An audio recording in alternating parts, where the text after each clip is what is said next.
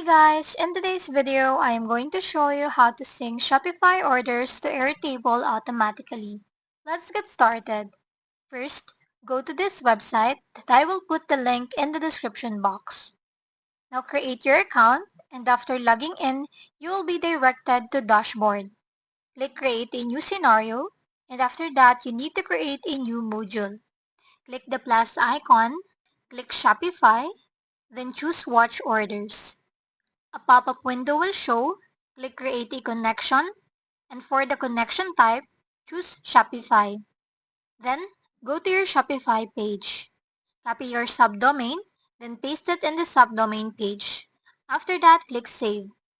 Now click the plus icon again, and the pop-up window will show. Type in Airtable, then click Create a record under it. Put your base name, then click Add to choose your connection type. Choose Airtable O, then click Save. After that, you can change the interval. Just click this menu. Whether you want it to run for 15 minutes, it's up to you. And that's it.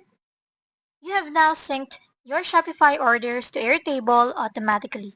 If this video helped you, don't forget to like and subscribe for more helpful tutorials.